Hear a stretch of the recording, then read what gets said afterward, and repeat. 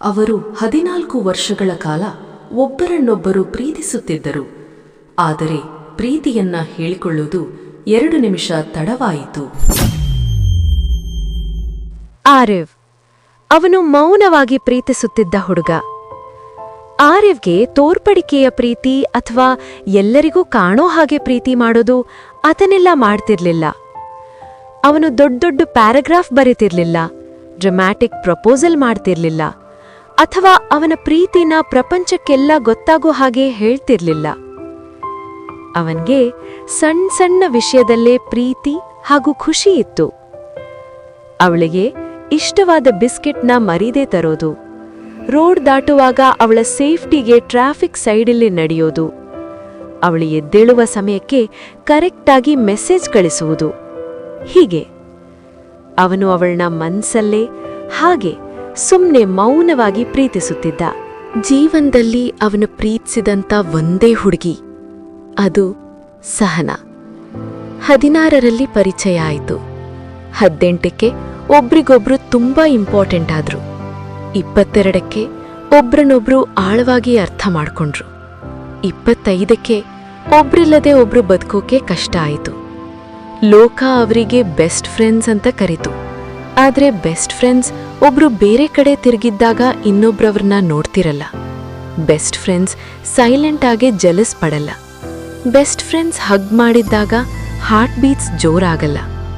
ಅವರು ಒಬ್ರನ್ನೊಬ್ರು ಪ್ರೀತಿಸ್ತಿದ್ರು, ಆದ್ರೆ ಒಂದೇ ಸಮಯದಲ್ಲಿ ಅಲ್ಲ. ಅವಳು ಪ್ರೀತಿನ ಹೇಳ್ಕೊಳಕ್ ಬಂದಾಗ ಅವನ್ ಹೆದರ್ಕೊಳ್ತಿದ್ದ. ಅವನ್ ಧೈರ್ಯ ಮಾಡಿದಾಗ ಅವಳು ಹಿಂದೆ ಸರಿತಿದ್ಲು. ಹೀಗೆ ಪ್ರತಿ ಸಲ ಅವ್ರ ಹತ್ರ ಬಂದಾಗೆಲ್ಲ ವಿಧಿ ಅವ್ರನ್ನ ದೂರ ಮಾಡ್ತಿತ್ತು. ಮನಸ್ಸಿಗೆ ಇಷ್ಟ ಆಗೋದು ಕೈಗೆ ಸಿಗೋದಿಲ್ಲ ಅನ್ನೋದೇ ಪ್ರೀತಿಯ ರೀತಿಯೇನೋ. ಒಂದ್ ರಾತ್ರಿ ಸ್ಟ್ರೀಟ್ ಲೈಟ್ ಕೆಳಗೆ ಇಬ್ರು ನಡ್ಕೊಂಡು ಹೋಗ್ತಿರುವಾಗ ಸಾನಾ ಹೇಳ್ತಾಳೆ, ಆರಿವ್, ನಾವ್ 30 ವರ್ಷ ಆದ್ರೂ ಸಿಂಗಲ್ ಆಗೇ ಇದ್ರೆ ಇಬ್ರು ಮದ್ವೆ ಆಗೋಣ. ಅವಳ ವಾಯ್ಸ್ ಅರ್ಧ ನಗು ಅರ್ಧ ಭಯದಲ್ಲಿ ನಡುಗುತ್ತಿತ್ತು. ಆರಿವ್ ಅದನ್ನ ಜೋಕ್ ಅಂತ ನಕ್ಕ, ಆದ್ರೆ ಅದು ಜೋಕ್ ಆಗಿರ್ಲಿಲ್ಲ. ಅವಳ ಕಣ್ಣುಗಳಲ್ಲಿ ಹೇಳಲಾಗದ ಮಾತುಗಳೆಲ್ಲ ಇದ್ವು. ನನ್ನ ನಿಜವಾಗ್ಲೂ ಅರ್ಥ ಮಾಡ್ಕೊಂಡಿರೋದ್ ನೀನೇ ಕಣೋ ಅಂತ ನಿಧಾನವಾಗಿ ಹೇಳಿದ್ಲು. ಆರಿವ್ ಅವಳ ಭುಜದ ಮೇಲೆ ಕೈ ಇಟ್ಟು ಹೇಳ್ದ, ನಾನ್ ಎಲ್ಲೂ ಹೋಗಲ್ಲ, ಯಾವಾಗ್ಲೂ ಜೊತೆಲೇ ಇರ್ತೀನಿ. ಆದ್ರೆ ಅವನು ಅವಳ ಮಾತಿನ ಆಳವನ್ನ ಅರ್ಥ ಮಾಡ್ಕೊಳ್ಳಿಲ್ಲ. ಕೆಲವು ಪ್ರಾಮಿಸಸ್ ಪಾಲಿಸಿದ್ರೂ ಮನಸ್ಸುಗಳು ಒಡೆಯುತ್ತವೆ. ವರ್ಷಗಳು ಕಳೆದವು. ಅವರು ಜಾಬ್ಸ್, ಫ್ಯಾಮಿಲಿ ಡ್ರಾಮಾ, ಒಂಟಿತನ ಎಲ್ಲದರ ಮಧ್ಯವೂ ಮತ್ತೆ ಮತ್ತೆ ಒಬ್ರನ್ನೊಬ್ರು ಮೀಟ್ ಆಗ್ತಿದ್ರು. ಪ್ರತಿ ವರ್ಷ ಸಹನಾಳ ಹುಟ್ಟುಹಬ್ಬಕ್ಕೆ ಆರಿಫ್ ಪ್ರೀತಿಯ ಪತ್ರವನ್ನ ಬರೆಯುತ್ತಿದ್ದ. ಆದ್ರೆ ಬರೆದು ಹರಿದಾಗ್ಬಿಡ್ತಿದ್ದ. ಯಾಕಂದ್ರೆ ಅವಳಿಗೀಗ ನನ್ಮೇಲೆ ಪ್ರೀತಿ ಇರ್ಲಿಕ್ಕಿಲ್ಲ ಅನ್ಕೊಂಡು. ಸಹನಾಗೆ ಯಾವಾಗ್ಲೇ ನೋವಾದ್ರೂ ಅವಳು ಅವನತ್ರ ಓಡ್ ಬರ್ತಿದ್ಲು. ಬಿಕಾಸ್ ಅವಳು ಅನ್ಕೊಂಡಿದ್ಲು, ಅವನು ನನ್ ಪ್ರೀತಿ ಮಾಡ್ಲಿಲ್ಲ ಅಂದ್ರೂ ಅವನು ನನ್ ಜೊತೆಲೇ ಇರ್ತಾನೆ. ಪ್ರತಿ ಗುಡ್ ಬೈ ಹಗ್ನಲ್ಲೂ ಒಂದು ಎಕ್ಸ್ಟ್ರಾ ಸೆಕೆಂಡ್ ಅವರು ಹಗ್ ಮಾಡೇ ಇರ್ತಿದ್ರು. ಅಲ್ಲಿ ಅವರ ನಿಜವಾದ ಪ್ರೀತಿ ಅಡಗಿತ್ತು. ಎಲ್ಲರೂ ಹೇಳ್ತಿದ್ರು, ಕನ್ಫೆಸ್ ಮಾಡ್ಕೊಂಡಿಬ್ರು ಮದ್ವೆ ಆಗಿ. ಆದ್ರೆ ಭಯ ತುಂಬಿದ 2 ಹೃದಯಗಳು ಆ ಒಂದು ಸೆಂಟೆನ್ಸ್ ಹೇಳಕ್ಕೆ ಜೀವನವಿಡೀ ಸಮಯ ತಗೊಳ್ತಿದ್ರು. 29ನೇ ವಯಸ್ಸಿಗೆ ಸಹನಾಳ ನಗು ಕಡಿಮೆ ಆಯ್ತು. ಮಾತು ನಿಧಾನವಾಯ್ತು. ಹೇ, ಆರಾಮಿದ್ಯಾ ಎಂದು ಆರಿಫ್ ಕೇಳಿದಾಗ ಅವಳು ನಕ್ಕದ್ಲು. ಆದ್ರೆ ಅಷ್ಟು ದುಃಖದ ನಗುನ ಅವನ್ ಯಾವತ್ತೂ ನೋಡಿರ್ಲಿಲ್ಲ. ಸ್ವಲ್ಪ ಟಯರ್ಡ್ ಅಷ್ಟೇ ಅಂತ ಹೇಳಿದ್ಲು. ಆರಿಫ್ಗೆ ಅವಳ ಸೈಲೆನ್ಸಲ್ಲೂ ಅವಳ ಪ್ರತಿಯೊಂದು ಮಾತು ಗೊತ್ತಾಗ್ತಿತ್ತು. ಅವಳಾಗ್ಲೂ ನಿಜನ ಹೇಳಿಲ್ಲ. ಕೆಲವು ಜನ ಅವ್ರ ನೋವ್ನ ಮುಚ್ಚಿಡ್ತಾರೆ, ಯಾಕಂದ್ರೆ ಅವ್ರ ಪ್ರೀತಿಸೋ ಜನಕ್ಕೆ ಅದರಿಂದ ನೋವಾಗ್ಬಾರ್ದು ಅಂತ. ಸಹನಾಳ 30ನೇ ವರ್ಷದ ಹುಟ್ಟುಹಬ್ಬದ ಹಿಂದಿನ ದಿನ ರಾತ್ರಿ 11ವರೆಗೆ ಸಹನಾ ಆರಿಫ್ಗೆ ಕಾಲ್ ಮಾಡಿದ್ಲು. ಆರಿಫ್, ನಾನೊಂದಿನ ಕಣ್ಮರೆ ಆದ್ರೆ ನಿನ್ನನ್ನ ನೆನ್ಸ್ಕೊಳ್ತೀಯಾ? ಅವನ ಹೃದಯ ನಿಂತಂತಾಯ್ತು. ಸಹನಾ, ಏನ್ ಮಾತಾಡ್ತಿದ್ಯಾ?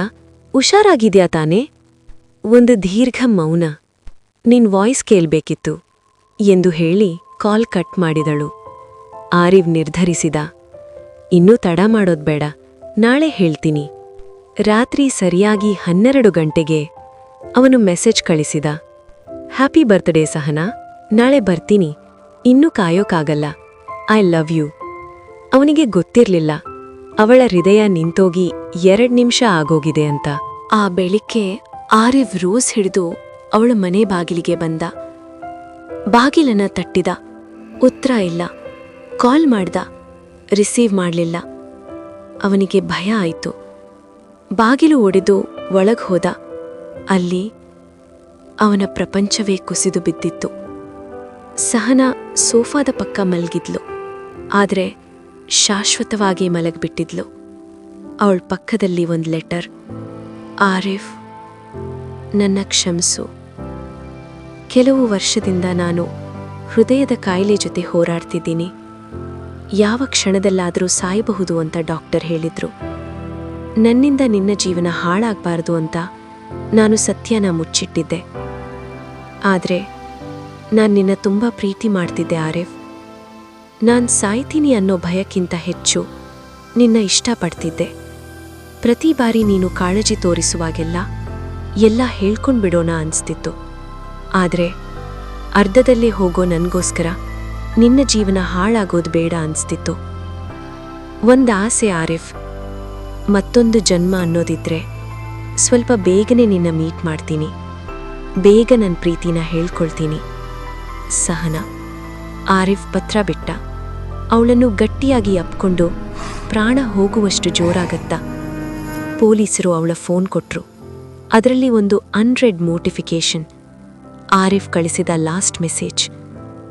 ಅವಳು ಓದಲು ಆಗದಿದ್ದ ಮೆಸೇಜ್. ರಾತ್ರಿ 12 ಗಂಟೆಗೆ ಬಂದಿದ್ದ. Sahana, I love you. 11:58ಕ್ಕೆ ಅವಳ ಹೃದಯ ಶಾಶ್ವತವಾಗಿ ನಿಂತೋಗಿತ್ತು. 2 ಹೃದಯಗಳು ಒಂದನ್ನೊಂದು ಜೀವನವಿಡೀ ಪ್ರೀತಿಸಿದರು. ಬರೀ 2 ನಿಮಿಷದ ಸಮಯ ಅವರನ್ನ ದೂರ ಮಾಡಿಬಿಟ್ಟಿತ್ತು. ನಿಮ್ ಮನ್ಸಿಗೆ ಅನ್ಸ್ದಾಗ್ಲೇ ಹೇಳ್ಕೊಂಬಿಡಿ. ಪ್ರೀತಿ ಹೇಳುವುದಕ್ಕೆ ಪರ್ಫೆಕ್ಟ್ ಮೂಮೆಂಟ್ ಬೇಕಾಗಿಲ್ಲ. ಅದು ಯಾವುದೇ ಪ್ರೀತಿ ಆಗಿರಬಹುದು. ತಾಯಿ ತಂದೆ ಪ್ರೀತಿ, ಅಕ್ಕ ತಂಗಿ, ಅಣ್ಣ ತಮ್ಮ, ಅಜ್ಜಿ ಅಜ್ಜ, ಯಾವುದೇ ಪ್ರೀತಿಯಾಗಿರಬಹುದು. ಅನ್ಸ್ದಾಗ್ಲೇ ಹೇಳ್ಕೊಂಬಿಡಿ. ನಮ್ಮ ಜೀವನದಲ್ಲಿ ತುಂಬಾ ಮುಖ್ಯವಾದ ವ್ಯಕ್ತಿಗಳಿರ್ತಾರೆ. ಆದರೆ ಅವರ ಮೇಲೆ ನಮ್ಮ ಮನಸ್ಸಲ್ಲಿರೋ ಪ್ರೀತಿನ ಯಾವತ್ತೂ ಹೇಳ್ಕೊಂಡಿರಲ್ಲ. ಸರಿಯಾದ ಸಮಯ ಬರಲಿ ಅಂತ ಕಾಯ್ತಿರ್ತೀವಿ. ಬಟ್ ಆ ಸಮಯ ಯಾವತ್ತೂ ಬರದೆ ಅವರನ್ನ ಶಾಶ್ವತವಾಗಿ ಕಳ್ಕೊಂಡು ಆ ಮಾತು ಹಾಗೆ ಉಳ್ಕೊಂಡ್ರೆ ಅದೇ ದೊಡ್ಡ ದುರಂತ. ಈ ವಿಡಿಯೋನ ನಿಮ್ಮ ಪ್ರೀತಿ ಪಾತ್ರರೊಡನೆ ಶೇರ್ ಮಾಡಿ. ಹಾಗೆ ನಿಮ್ಮ ಪ್ರೀತಿಯನ್ನ ಅವರೊಂದಿಗೆ ವ್ಯಕ್ತಪಡಿಸಿ. ಈ ವಿಡಿಯೋ ಇಷ್ಟ ಆಗಿದ್ರೆ ಲೈಕ್ ಮಾಡಿ. ನಮ್ಮ ಚಾನೆಲ್ಗೆ ಸಬ್ಸ್ಕ್ರೈಬ್ ಆಗಿ. ನಮ್ಮ ಕತೆ ಎಕ್ಸ್‌ಪ್ರೆಸ್ ಫ್ಯಾಮಿಲಿಲಿ ಒಬ್ಬರಾಗಿ. ಹಾಗೂ ಇದೇ ತರಹದ ಇಂಟ್ರೆಸ್ಟಿಂಗ್ ಹಾಗೂ ಲೈಫ್ ಚೇಂಜಿಂಗ್ ಸ್ಟೋರಿಯೊಂದಿಗೆ ಮತ್ತೆ ಬೇಗ ಬರ್ತೀನಿ. Thank you.